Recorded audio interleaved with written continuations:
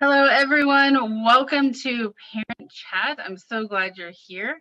My name is Sherry Gazit. I am one of the proud members of the Balance in Mind team that brings you Parent Chat. We are very passionate about making sure that parents have the mental health resources that they need. Tonight, we are fortunate enough to have Ashley Bendixson as our speaker. She is fantastic and amazing, and I am really looking forward to learning from her. She's an award-winning activist, speaker, author, and an expert in mental health and abuse prevention and response. Additionally, she is the co-owner of an agency specializing in life coaching for teens and young adults. Her work comes from her own experience as a trauma survivor and the purpose she discovered in becoming an advocate for change. She's been on major news media, including the #1 true crime podcast on iTunes, and was featured in an 8-time award-winning documentary. She's also the founder of a global storytelling platform for abuse survivors, co-manages an online support group alongside a former lead from ABC's The Bachelorette, and is a former Miss Rhode Island. When she's not working, which it sounds like that's not often, you'll often find Ashley planning some kind of adventure, hiking, or riding her bike, journaling, hanging by the ocean where she lives, playing piano, or running late. But luckily, she's here on time tonight. So I'd love for everyone to welcome Ashley Bendixson, and we can welcome her if you have access to the reactions that are down below on your Zoom. All right, welcome, Ashley. Hello, Sherry. Thank you so much for that introduction. How are you tonight? Well, I'm sorry? How are you tonight? Doing great. And I am particularly doing well because you're here. And we worked hard to get you here because we are looking forward to the information you can give us about social media. As a parent and teen coach, that's probably the #1 question I get is about social media. Yeah, well, it's something that is in many ways foreign to a lot of us who did not grow up with social media. I thank the heavens every day that I did not have social media as a teen. But you're right, this is such a complex, nuanced issue that can potentially have negative impacts on today's young people. So I'm really happy to be here with you and with everybody who's showing up on this call. I was told that it's a beautiful day out there, so thank you for choosing to still prioritize this event and really just prioritize your role as a parent. As you kind of heard from my bio, I am someone who travels the country and speaks. And one of my biggest gripes is often the lack of parental involvement. I'll speak to the students, I'll speak to the teachers, but rarely do parent events get organized. And if they do, sometimes very few show up. So, this is a big part of really taking care of today's young people, making sure that our youth are safe, our children are safe. So I just applaud you all for being here. And feel free to be active in the chat. I'll keep a little side eye on what's going on. But, I'd love to, if you want to in the next moment or so, leave a comment. Tell me who your kids are. How old are they? I'd love to know kind of what the parent scene looks like. So tell me how old your kids are, and that'll kind of help me inform my remarks even more closely to you and maybe what you're going through. But as you kind of heard, tonight's topic is about social media, the use of technology, and mental health. And I think there's a few different ways people tend to talk about this issue. Let me tell you what tonight's talk is not about. We will not be talking about these extreme levels of cyber crimes and online risks and predators and privacy and parental controls. That's a whole talk in and of itself. Tonight, we really wanted to focus on how everyday social media and technology use can have an impact on young people's mental health, their identity, their social emotional well-being, and really their academic, personal, and professional lives, because it's the everyday use that actually makes the larger impact. And this is why we all should be concerned about it. It's not always those big extreme cases, it's the little moments every day. Okay, I'm seeing some great energy in the chat. This is excellent. We have a nice range. I'm seeing 21, 8. That is quite a difference, Valerie. 4th grade, 6th grade, 2 boys, 13 and 9, 15 and 18. Excellent. So we've got some elementary age, tweens, preteens, teenagers. Okay, so this is excellent. As someone who speaks in schools and knows a lot about youth issues, I always say we can't teach this stuff early enough. So if you have children who are in elementary school, now is the time to start learning. And if your kids are in it and they're being social online, and this is a huge chunk of their lives, as you probably see, well, hopefully this conversation will be insightful as well. So that's the focus of tonight's talk. And I want to just take a moment to just give you a little bit of backstory on who I am and how I got into this whole world. I know you heard my bio, but I have a personal story as well. And I'd love to just share a little bit of that with you now. So I am a survivor of teen dating violence, sexual assault, complex trauma. I first experienced abuse by my very first boyfriend when I was 14 years old, young, innocent, naive, not a concern in the world. And then suddenly one day my life was turned upside down by this abusive boyfriend of mine. And this was the beginning of a lot of my own personal struggles as a teen. I dealt with a lot of anxiety, depression, mental health struggles, never opened up to an adult, a parent, a teacher, anyone at school.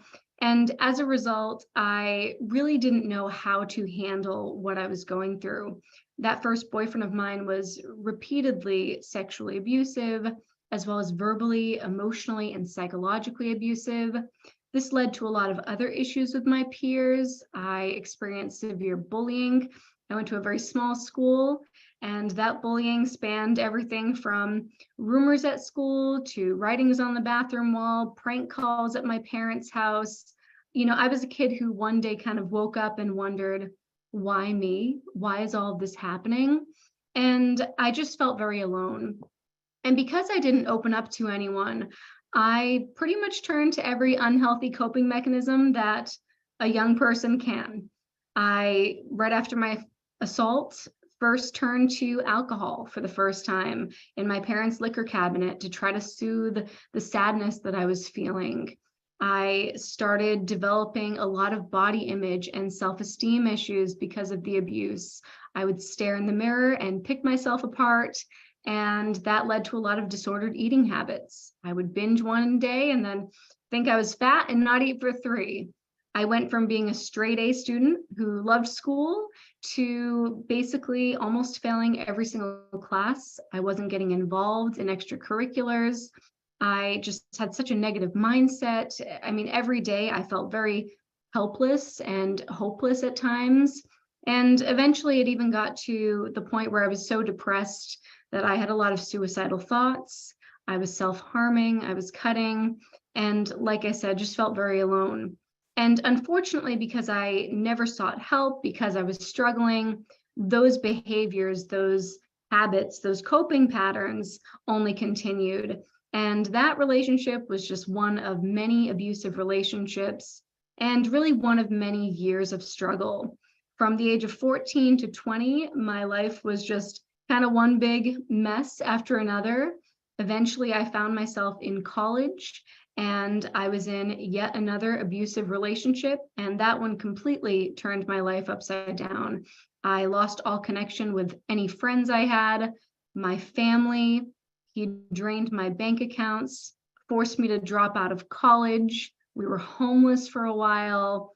And again, I wondered, why me? Why is this my life? Am I just destined to be a victim? Just couldn't see any greener grass anywhere.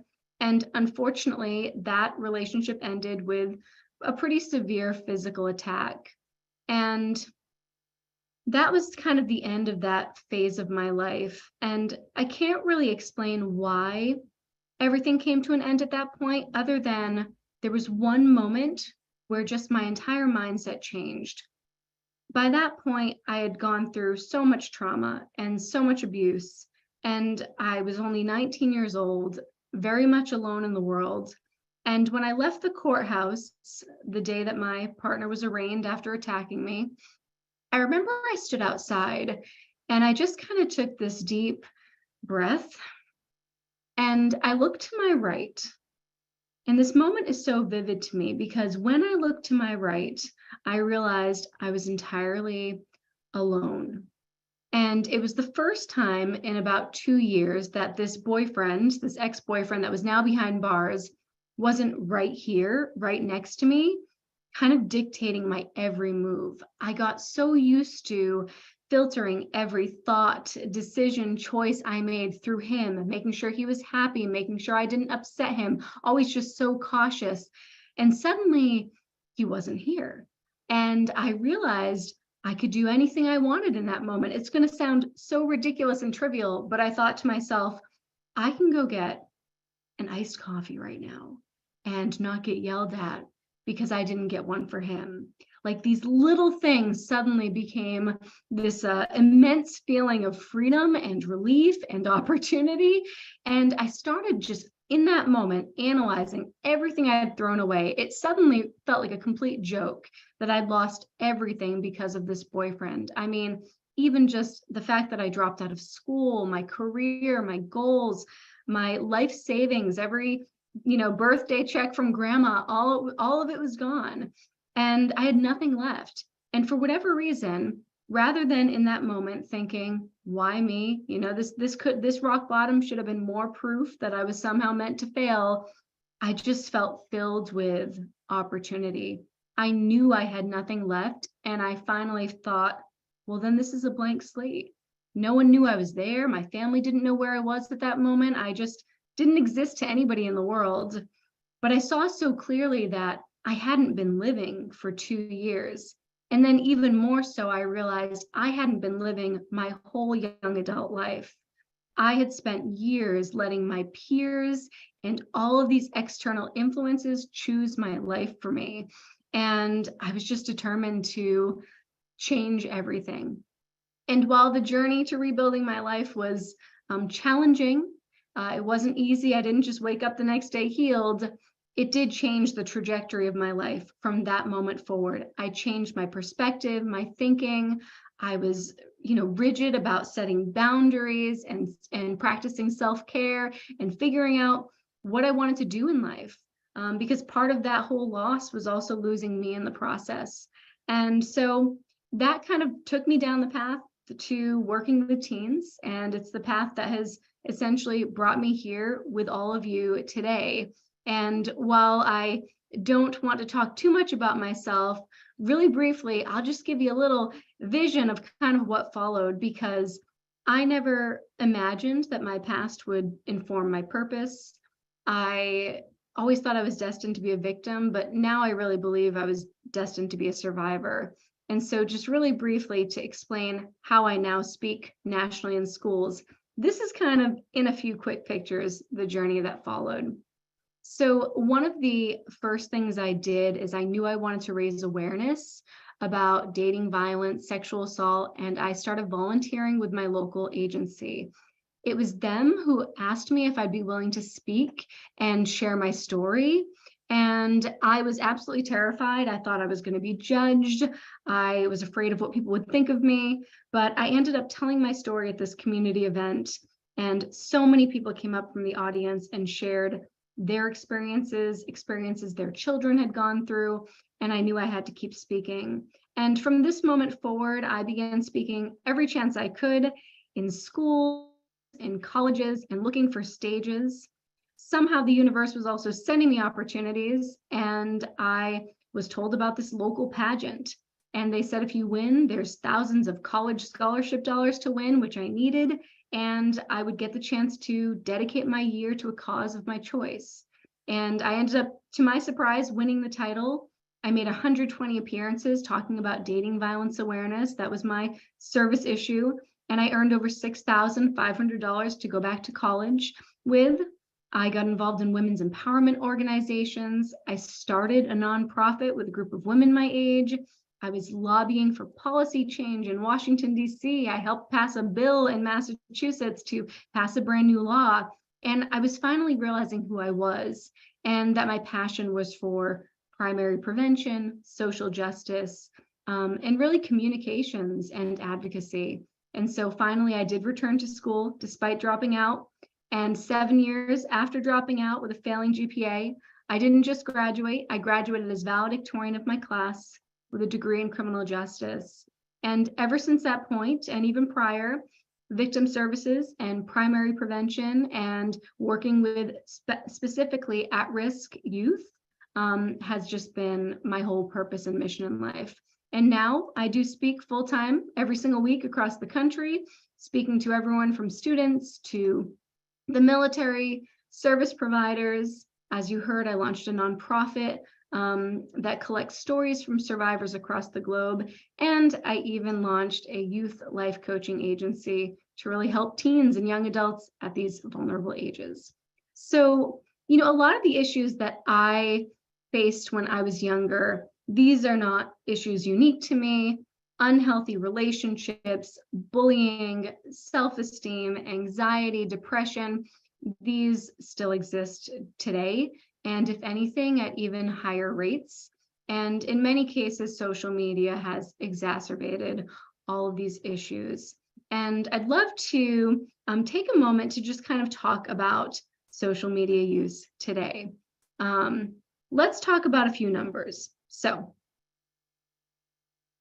it should be no surprise that most young people, most teens, and we're really kind of looking in that 13 to 18 age group right here, 97% of them use the internet every day. These are the most recent stats that we have. They just came out in 2022. And nearly half of young people today say that they use social media almost constantly, or use the internet, almost constantly.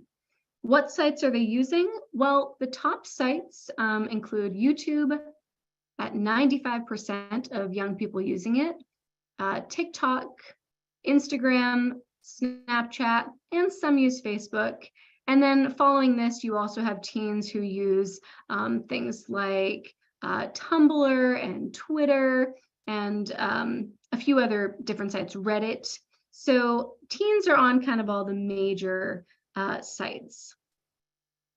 And of these top sites, 35% of young people say that they are using them at least one almost constantly every day. So nothing huge and surprising, but social media is used by young people and it's used quite frequently. Now, there's all kinds of data as to whether what the average daily use is and whether social media is a good or a bad thing. And I think it's important just for us to start the conversation today by acknowledging that social media really is kind of, there's a fly in my room. Social media is in and of itself pretty neutral. It's neither good nor bad. It's really how we use it. And kind of like we said up front, social media serves many different purposes and objectives. It's going to have different results based on who's using it.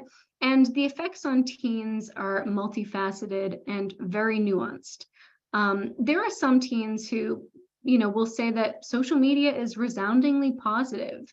Many young people use it for access to information, access to other people. They feel a greater sense of connection. There's greater learning opportunities, more information.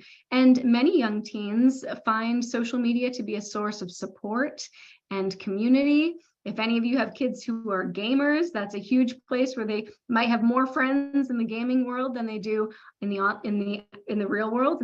Well, to them that is the real world, but in the outside world, in-person worlds. And so there's a lot of positives to social media, but there are, as we know, a lot of negatives too. Young people are using not just social media, but smartphones and technology at significantly high rates. And there's all kinds of research that shows how this negatively impacts young people. It can lead to chronic sleep deprivation. Today, nearly half of today's teens sleep less than 7 hours a night, which I think is not that bad because that's pretty much what I'm doing these days. But we know that young people are supposed to get between 8, 9, and 10, depending on their age. And, a lack of sleep impacts their cognitive abilities, their school performance, their social emotional functioning, their interpersonal skills. And all of this also leads to those mental health struggles.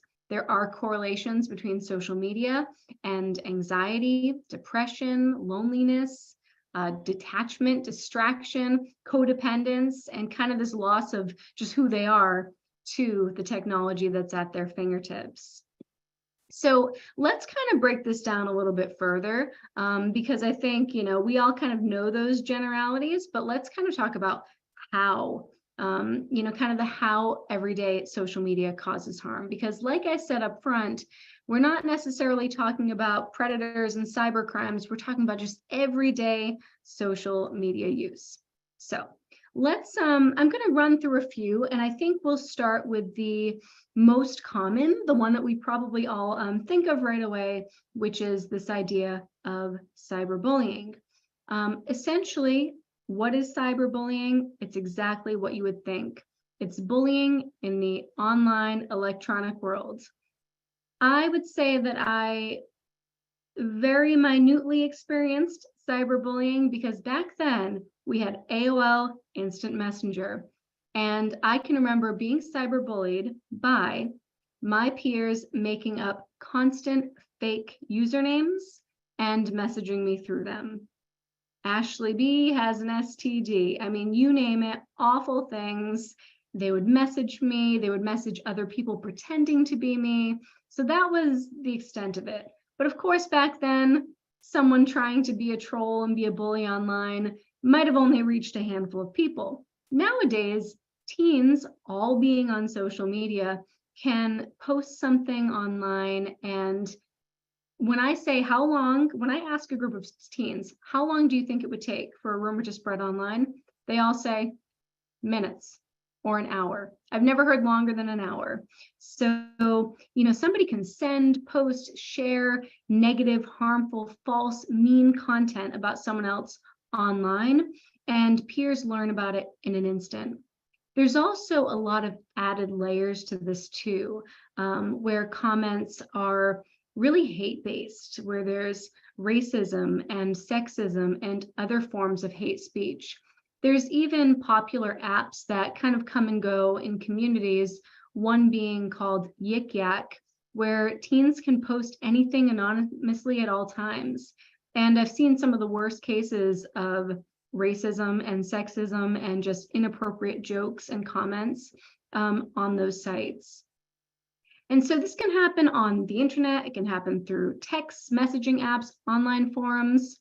I've even heard about young people bullying through Google Classroom chat rooms before teachers caught on and started monitoring them. During the pandemic, I heard about teens being bullied during a virtual class, or even being abused and harassed and bothered by their abusive dating partner in the chat function. So it can happen in various forms. And for those teens who aren't necessarily being bullied, they all witness it. I do a lot of focus groups and I'll say, tell me the issues. Do you see cyberbullying? And they all roll their eyes and they really see this as drama, but it's lots of just toxic and negative information that's kind of flooding into their lives. Many don't know what to do. They passively observe, or they, will end up engaging because they don't want to be left out. They don't know if they should share it, report it. So it's really challenging, even if you're not the direct recipient of bullying. And in the US, there have been some studies around the rates of cyberbullying.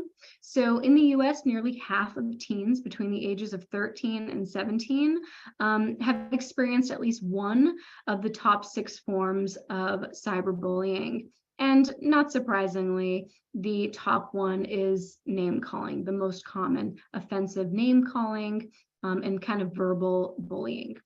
And as we know, online victimization has been proven to be directly associated with increased rates of self-harm, suicidal thoughts, and in the worst case scenarios, some teens have even taken their lives because of it. Another way that social media can my computer's glitchy. Another way that social media can be harmful is it can be a tool for control. And I bring this up because this is something that I see very frequently in my work. I mentioned that I am a survivor of dating violence. And as hard as this might be to believe, statistically, 1 in 3 teenagers will experience abuse by a partner. It might not be physical or sexual, but it could be verbal, emotional, and psychological. And essentially, a partner who is abusive like that will use social media and technology to be controlling. This can look like someone who is constantly texting and blowing up someone's phone and demanding they answer it right now, get right back to them. And maybe this isn't a dating partner. Often teens will say, "Can your best friend act like this?" And they absolutely can. One thing we do see in young people's dating relationships is their partner might ask for their passwords. They might ask them to share their location now that they're dating. They will again kind of use social media as a threat to bully them. They'll say, "I'll post this private information about you if you try to break up with me." They expect on-demand access. In many cases, they'll even want proof. "Oh, Ashley, you're with Melissa? Well, send me a picture, show me so I know. Take a picture of where you are right now." And some teens will even go so far as stalking. So, a lot of young people will use technology as a tool to be very controlling. And when you're on the receiving end of such behaviors, it is exhausting. It is a lot to try to keep up with. If you're afraid to make someone upset, if someone's constantly trying to reach you, it makes it impossible to focus on yourself, your homework, your extracurriculars, when you're constantly checking your phone out of anxiety and panic.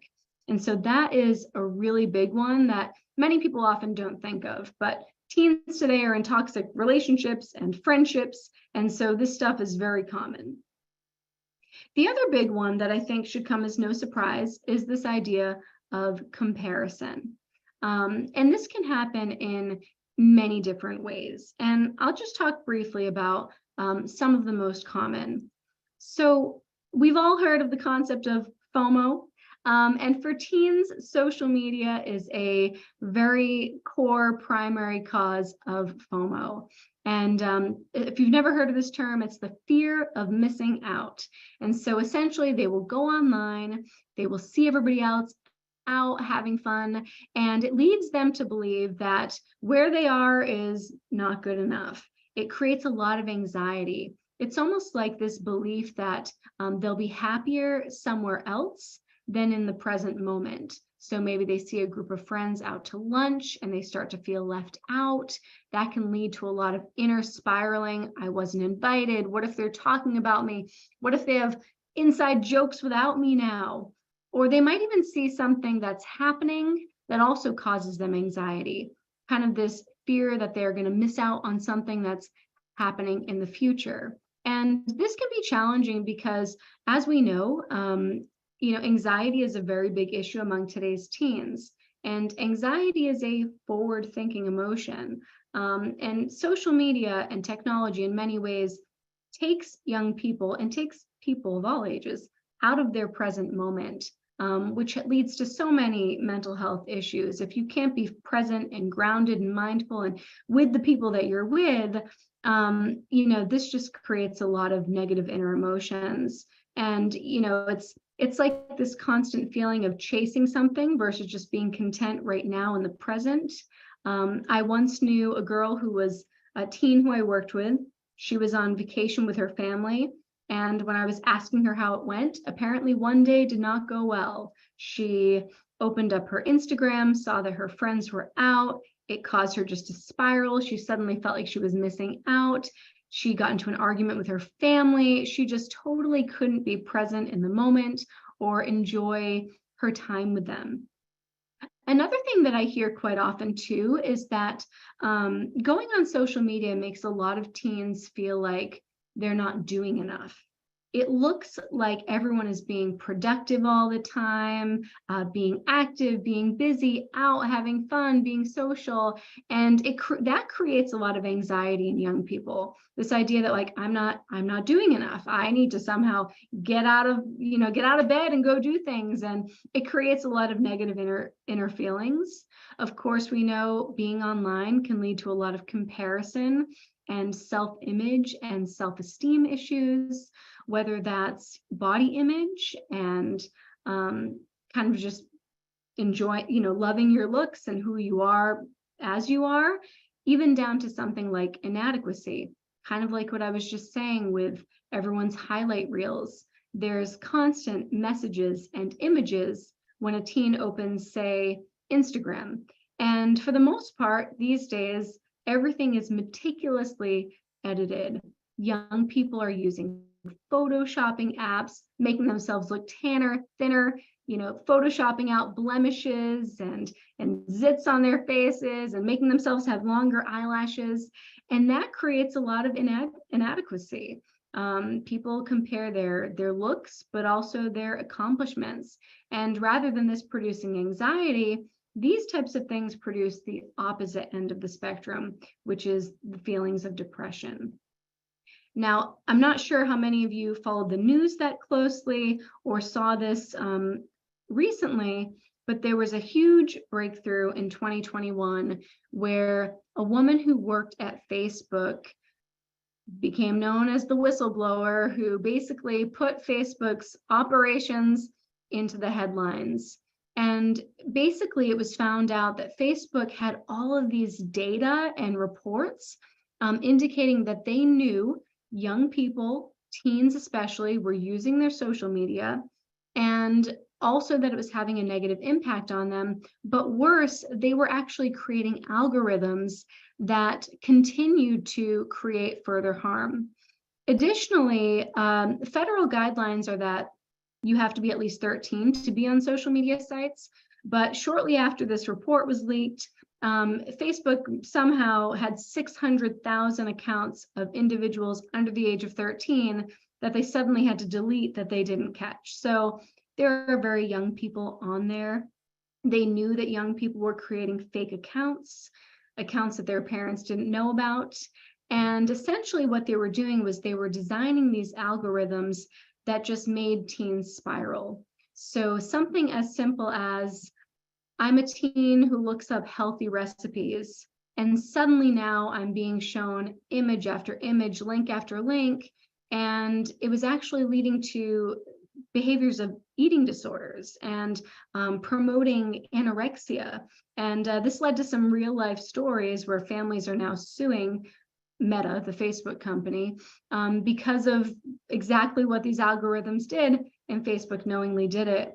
And I want to just kind of read a few things that came out of that Facebook report, because I think this is critical for parents to know, that it's not just inherent in social media use, it's also by design. These companies are profit driven, and sometimes it's at the expense of people's health.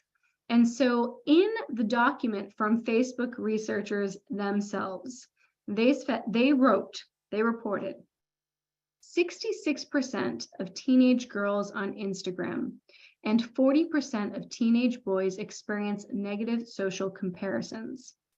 52% of teenage girls who experienced negative social comparison on Instagram said it was caused by images related to beauty. Social comparison is far worse on Instagram because it is perceived as real life, but it's based on celebrity standards. Social comparison also mimics the grief cycle and includes a downward emotional spiral, encompassing the range of emotions from jealousy to self-proclaimed body dysmorphia. Facebook addiction, which we call problematic use, is most severe in teens, peaking at age 14. This is language from their own researchers and their own internal reports. So they are aware of this, and in light of this information, chose not to do anything about it, not to change its standards. In fact, they tried to create Facebook for Kids and all these other things. So by design, a lot of these sites are leading young people who are already vulnerable to further vulnerabilities. Another thing that shouldn't come as a surprise is just this idea of, kind of compulsive social media use. I'm sure we all recognize that we kind of tend to do it ourselves. You're in line waiting for coffee, you pick up and scroll. You're, standing somewhere and you just kind of open. And before you know it, you've been on for a long time. Today's teens, as far as like average daily screen time, it varies. But for the most part, the most recent data from 22 says that tweens, so kids between the ages of 8 to 12, average 5 hours of screen time a day. For teens who are 13 to 18, they're averaging 8 hours of screen time a day. And when you do the math on how many hours they're awake and in school, this is basically every waking minute. They're going to school, checking in between classes.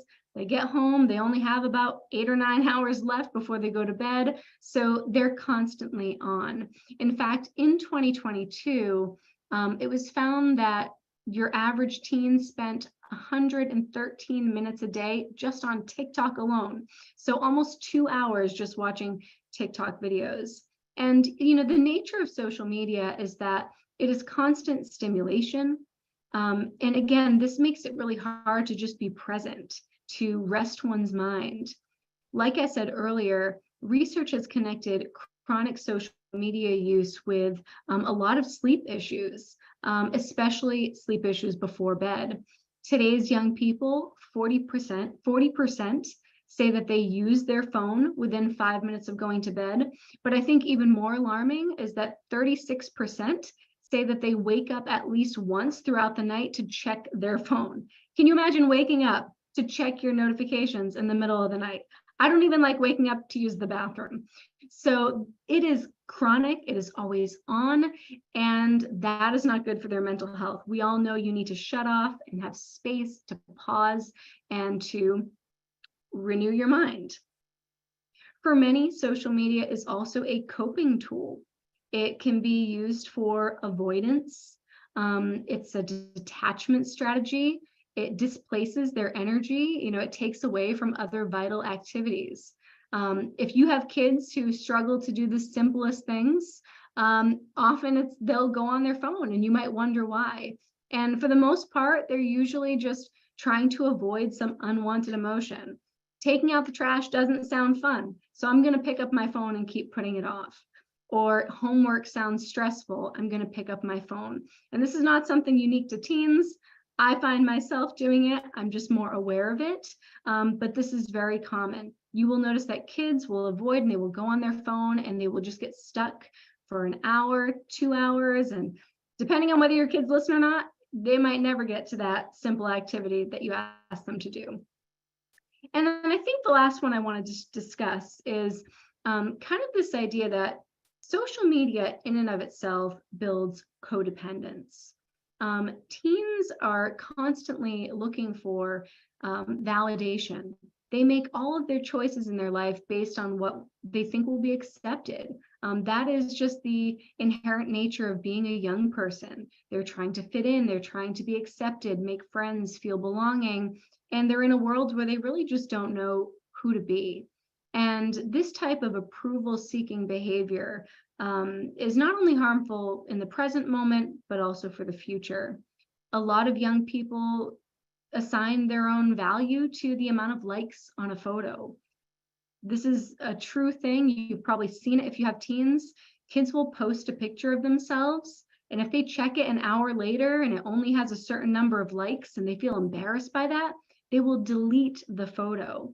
So they're constantly seeking this external validation online. And when they do get, let's say, a significant number of likes, well, that creates these dopamine hits in the brain. It's a high. They want to chase that. They want to get that again. And then suddenly when their next post doesn't do too well, it can be this downward spiral. What's wrong with me? I'm not good enough. I'm not pretty enough. I'm not this enough. And this trying to please everyone and trying to be liked, it is unattainable and unsustainable. And this leads to a lot of negative self-imagery, low self-esteem. It leads to a whole bunch of inner turmoil that again leads to anxiety and depression. And really, in many ways, it leads to this kind of loss of self.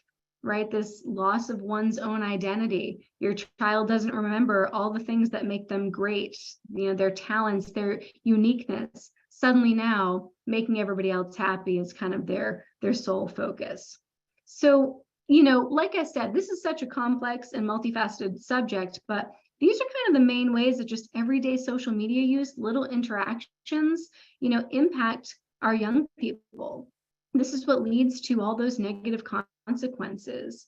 And so in the interest of time, let's talk about what adults can do, some practical tips, and then we'll open it up to a few questions.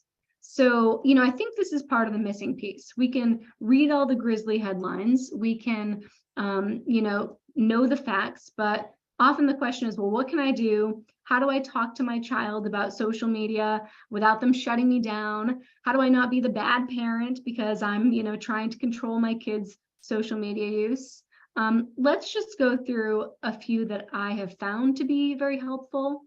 I do work with teens. I understand their perspectives, their barriers with their parents, and also what's worked. I've worked with families and helped them kind of collaborate on these issues. And these are some of the things that I would recommend. So the first one is to really just educate your child. The same way you would try to educate them about proper nutrition or how to tie their shoes, social media is no exception. You have to sit down and talk to them about the importance of safe social media use, healthy habits, and kind of just doing what I said in the beginning, teaching them that social media is not a bad thing. It's just all in how you use it. Talk to them about the positives, talk about the benefit of connecting with people, and really let them see social media as a tool. Thankfully for me, social media showed up when I was rebuilding my life, and I really saw it as a way to have a living, breathing resume. I was promoting good work that I was doing. I was speaking out on causes. I was building my resume and letting the world see it, and a lot of opportunities came my way. I was following people who inspired me, role models, people I could learn from. And so those are the things you want to teach them. Then you want to also talk to them about how social media can make you feel not so good about yourself. That sometimes you might open your Instagram and find that you see someone's post and you don't feel that great, or suddenly you think you need to change something. Just giving them the awareness that that's what social media does can be immensely helpful. You want to have conversations around this, and many teens don't want to talk about themselves. So I always say, frame it in the larger perspective for them. Ask them, do you ever see this at school? Are your friends on Instagram? What's it like? Interestingly, there's been studies where kids say social media does not negatively impact them, but then when they're asked, do you think it negatively impacts teens? The numbers are huge. So, maybe you kind of give it a third-party external angle. And also, while you're talking to them, have compassion and understanding. Know that they don't want to be left out. Know that these are big parts of their lives. Just kind of relating to them is going to really open the door for future conversations. I think also what's really important is the second one, which is really empowering them.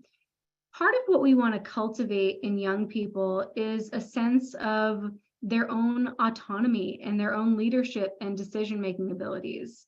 Every teen is striving to have their own level of independence, and we want to teach them to self-regulate. So part of it is really just empowering them to think about, how do you want to feel about social media? What do you want your relationship to be like? A lot of teens know that they use social media too much. They just don't really know how to go about changing it. They want to use it less. So that might be a conversation with, having them set some boundaries. How many hours a day do you want to use it? Encourage them to turn on that notification on your phone where you can see what your weekly numbers are, your average daily screen time. Kind of promote that feeling of self-regulation and independence in them to really just be empowered over their own social media. And what do boundaries look like? Well, that could be, I don't use my phone between 5 and 7. I only use Instagram 20 minutes a day. There's ways that you can help them really figure out how they want to curate their feed. I don't want to follow these types of accounts. I will block this when I see it. all of that really puts the ball in their court versus it making it seem like you're the mean parent who's like not allowing them to go online. The third piece is also making this collaborative. So you want to cultivate healthy habits within your home, and you also want to role model this yourself. So, this could be something like having, screen limits as a family. Maybe you also have your weekly screen time and you share your numbers every Sunday and you compare. Maybe you also have your own targets and there's a bit of accountability. A lot of families will do things like phone-free Fridays or like Thursday game nights, and everybody puts their phones away. If you can make this collaborative, that's really, really positive, and kind of teaches kids how to do like a digital detox, where they can take breaks and they feel really good and they can be present. And for those teens who have tried to just unplug, they love it. There's been kids that say the best thing they did for their mental health was just being alone, unplugging from their friends, spending some quiet time. So teaching them and showing them the value, making this a habit, it'll be easier for them to do it on their own. Of course, as a parent, you want to be observant. That means observing everything from red flags to how they use their social media. What is the difference between healthy social media or normal social media addiction versus concerning addiction? Well, when you notice that your child's social media, phone technology use is starting to influence their everyday activities, maybe they don't engage with their friends as much, they like to just be in their room more, they aren't doing as well in school, they're having a hard time focusing, that might be when you start to have conversations. And part of it too is witnessing their social media usage, pointing out when they've been on their phone the entire car ride, having them to put it down. A lot of parents ask, well, should I monitor my kids' social media? You absolutely can monitor. You don't want to be a helicopter parent and check in every day, but kind of them know that you'll spot check and make sure that they're using it appropriately. And again, this is just like, at one point in time, you had to help them cross the street and you'd hold their hand. If they're away on a trip, you might ask them to check in. It's the same thing.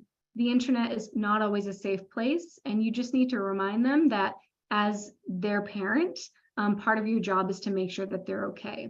And hopefully by talking about this openly, if they ever come across something, if there's ever a problem, they will then turn to you. They'll be empowered and have their own voice and know that they can talk to you about it.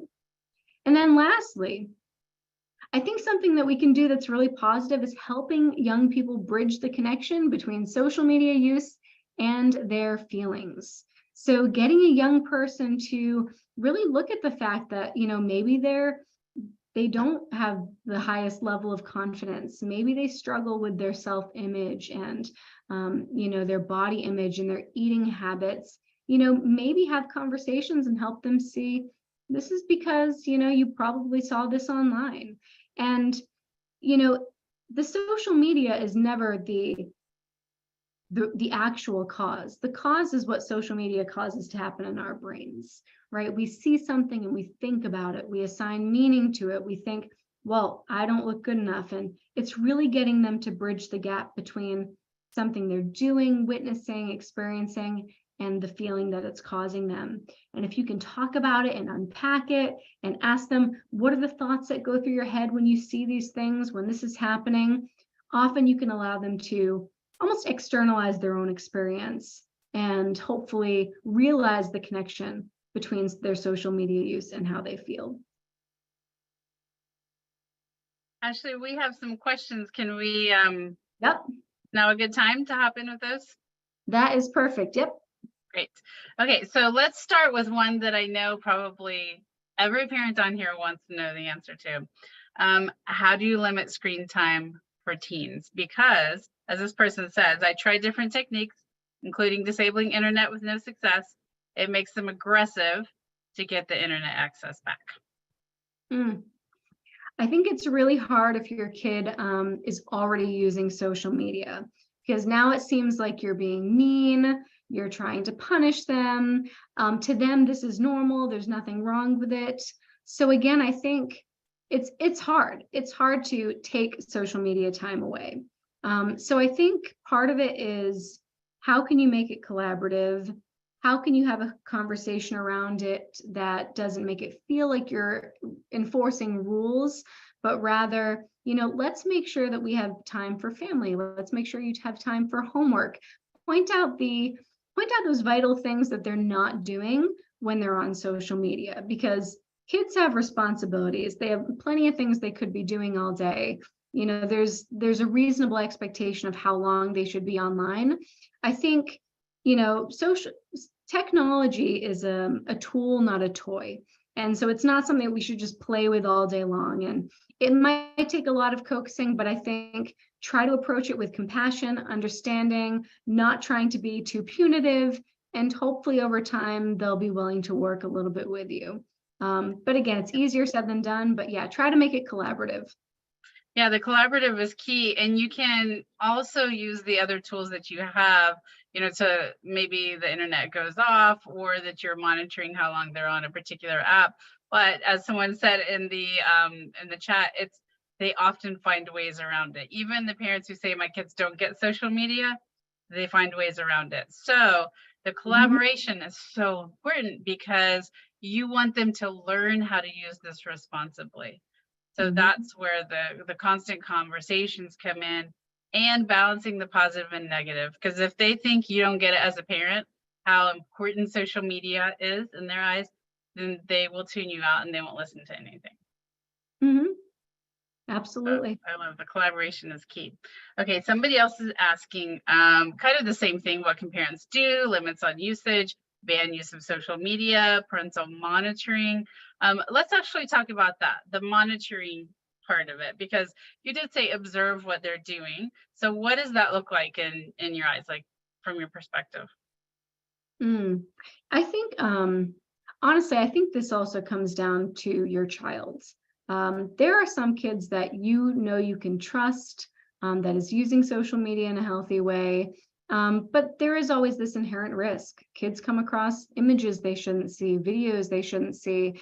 And so I think if there's a healthy balance, that every once in a while I'm going to check in, just make sure everything looks good on your phone.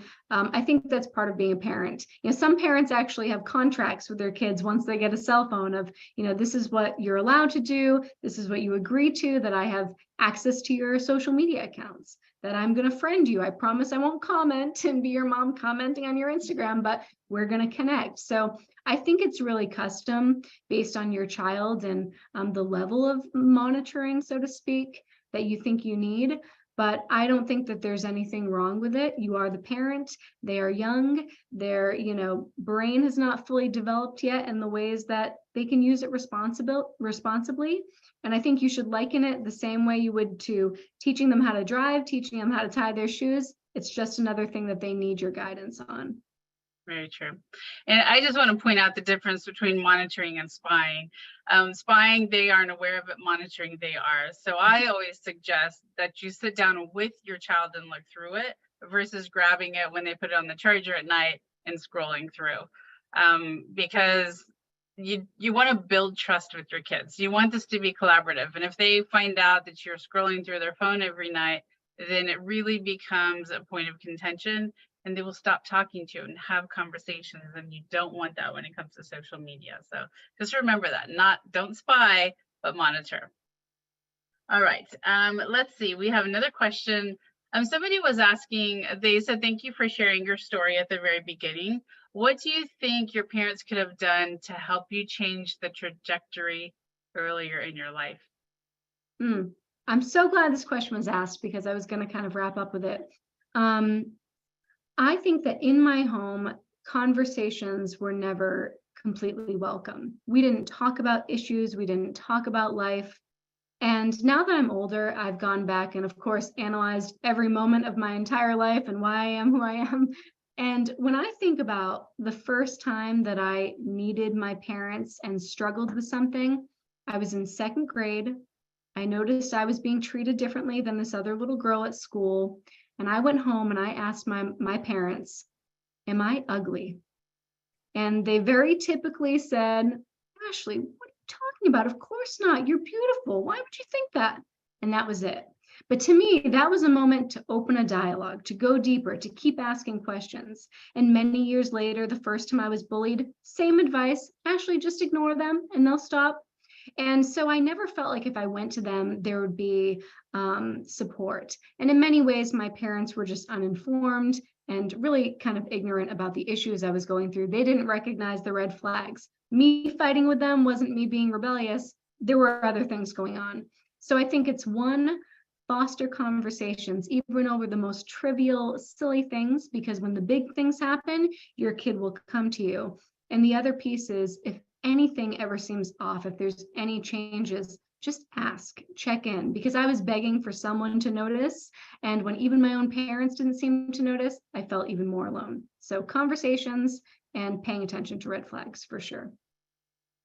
Which is, obviously you went through something pretty traumatic, but it also ties into tonight about social media, that we have to have those conversations. And notice we're saying conversations, not lectures.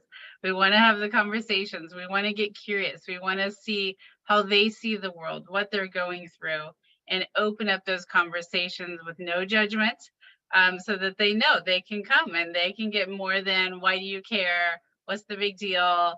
Why are you doing that? We don't, because all of those questions are pretty judgmental if you think about it. So we need to kind of back off and see it from their perspective. Yeah. Yeah, and this is not a one-time conversation either. It's, Yes. The social media talk at 12 is different from the one at 16. So it's an ongoing process. Absolutely. Very good point. Does anybody have any other questions before we wrap it up for tonight? If so, you can just pop those straight into the chat.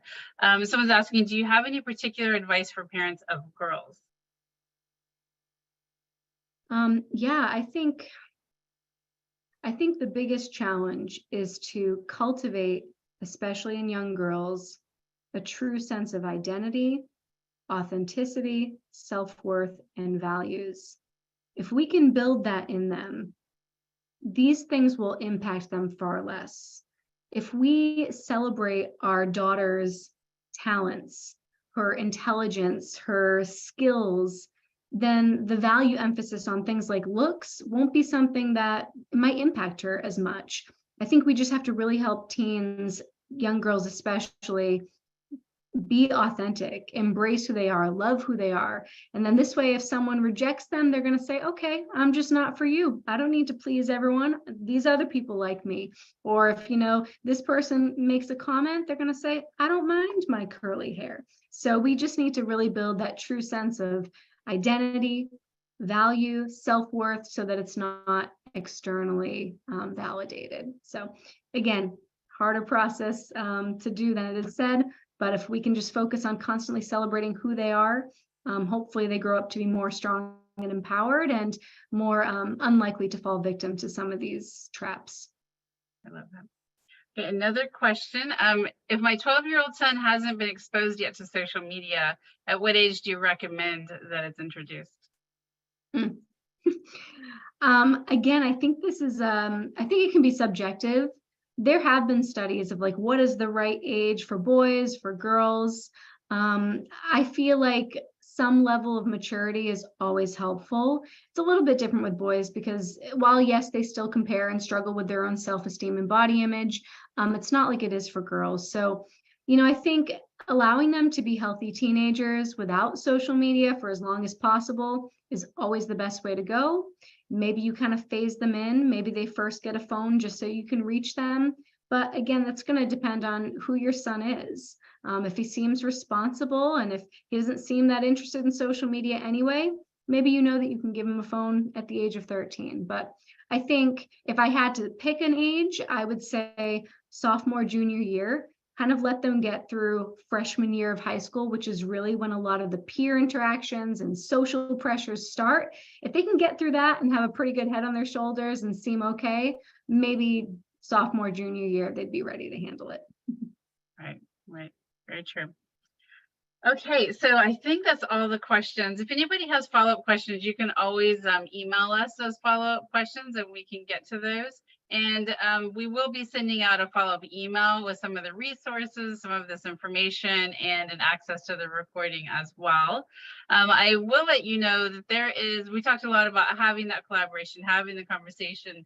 So I will actually include in the follow-up, if it's okay with Val and Anu, a link to a social media or a screen time course that I have that would be helpful, I think, for people, that is meant at small videos for the kids to do with parents. So it will start the conversations like Ashley is talking about. All right, that's awesome, everybody.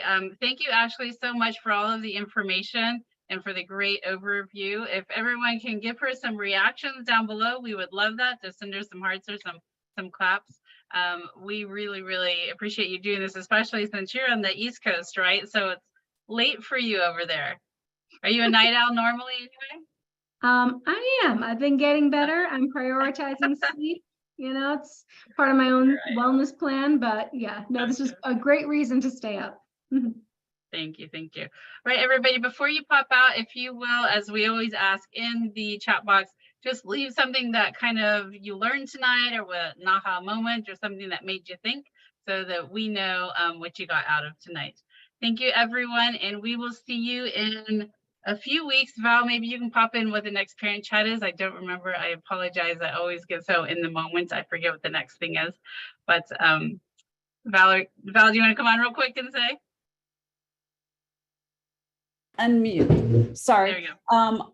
Our next parent chat is for Spanish-speaking families, talking about how do you get your kids to listen to you? How do you improve your communication? So this is a parent chat that will be in Spanish. Liliana Medina from Sistema Escolar will be there, along with a known author, Laura Lyles Reagan. And they will have a worksheet for you, and they will work through this. If you are already registered as part of Parent Chat, you will get more information on it. And if you would like to share it with others, you can share the registration at www.lwsf.org/parentchat.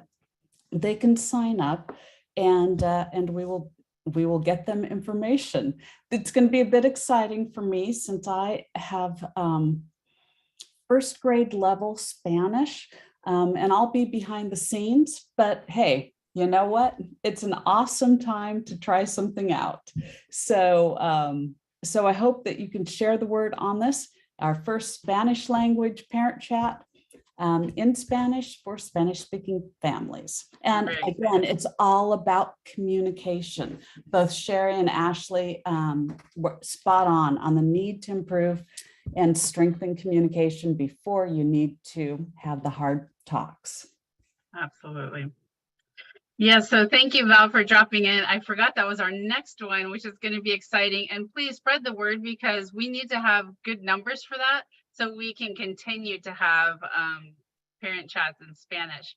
And because we obviously want to serve more people and be here for more people. So thank you, everyone. With that, we're going to say good night, and we will stay in touch, and we'll see you at the next parent chat. Good night, everyone.